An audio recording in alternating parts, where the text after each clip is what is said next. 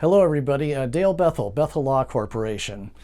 Today what I'd like to talk about is the preliminary planning for Medi-Cal, which is the only means of paying for long-term care without having to pay for it yourself. Now, it's part of what we do in the office. It's the elder law part of our section. We've been doing Medi-Cal planning for over 30 years. And so with that, what I'd like to do is basically answer a question that everybody comes in and asks. When should I start worrying about long-term care? So there are some preliminary matters that you can take care of prior to coming in and seeing me and figuring out exactly the details and how it's actually going to work. One of the most important matters that we have to be concerned with is making sure that your power of attorney, specifically your trust, if you have one already, is actually updated. Now, what I'm getting at is simply this. If you have a well parent or well spouse, they are going to be in charge of matters, but the ill spouse is not going to be able to. So it would make no sense to have the ill spouse on all those documents taking care of the well spouse. So we're going to want to update those documents and make sure that family members are next in line, children specifically, to take care of the parent rather than the other parent. Another big issue that I come across is IDs. Now, I know this may sound a little silly, but the biggest problems I have is when a parent who hasn't driven for 5 or 6 years does not have an updated current ID, whether it's a California driver's license or a California ID. So it's very important as a family to get the parent to get that current ID. You're not only going to need it for signing documents when it comes to a notary, but you're going to need it when it comes to placement inside a facility. The third big issue that we come across that you can always preliminarily do has to do with the checking account. You know, just having mom and dad on the checking account is fine, but what we want is that trusted son or daughter also on that checking account, so that as, you know, issues progress when it comes to long-term care and bills can't be paid by the parents, the children are already set up to be able to legally write checks and make sure those bills are taken care of. So what that does is basically get me down to making sure that your revocable living trust is updated. You know, we want to disinherit the ill spouse. If you have a well spouse that passes away before the ill spouse who's on the Medi-Cal benefit, you will be enriching them with an inheritance, and that will cause a big problem with Medi-Cal and cause us to be in panic mode to keep that Medi-Cal in place, because they can actually lose it with an inheritance. Another issue that we can preliminarily do prior to getting into the details of qualifying for the Medi-Cal has to do with beneficiaries. So what I'd like you to do is look at all the life insurances, annuities, pension retirement plans, IRAs that might be out there, and make sure that the beneficiaries are now rearranged as a result of an ill spouse or ill parent. In other words, you do not want, again, to have that ill parent in a position to inherit property after they get on the Medi-Cal and are collecting the benefit.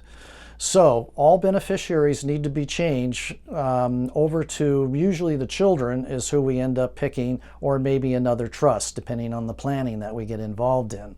Another big issue that we come across has to do with how the investments are handled. In other words, are the parents' or spouses' investments in stocks, bonds, mutual funds? If it comes down to where we have to shelter that money, we're going to have to move it out at $10,000 per day. Well, that could be a little difficult if I'm dealing with actual stocks, bonds, and mutual funds.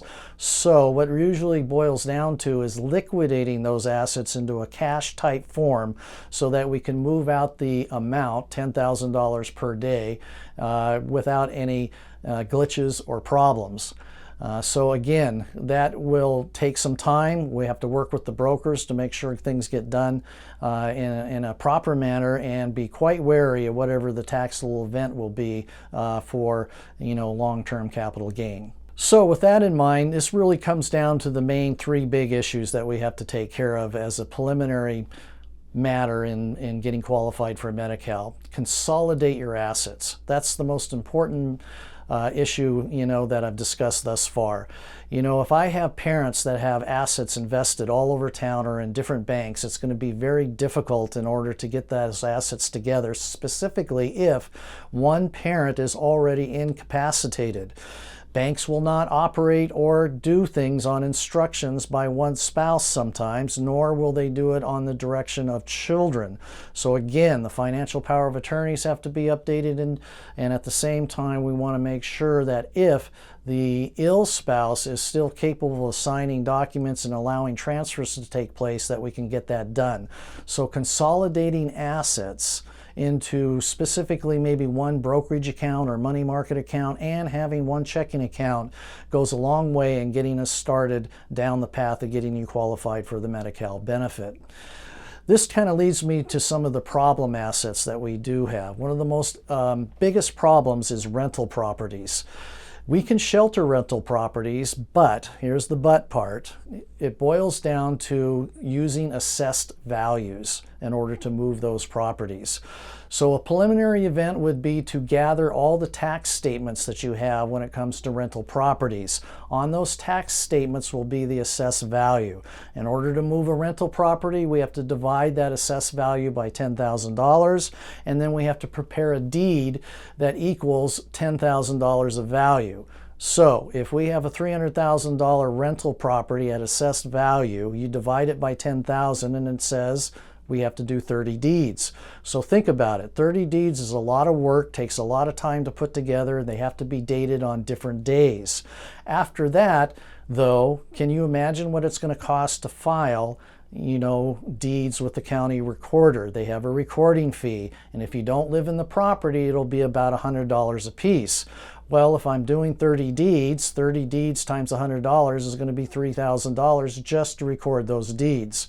So, problem asset, rental properties, it's something that if the parents have rental properties, we want to have time in order to get all that situated and figured out. If we're in a rush, it's going to cause a problem and may cause delay in actually getting qualified for the Medi-Cal benefit.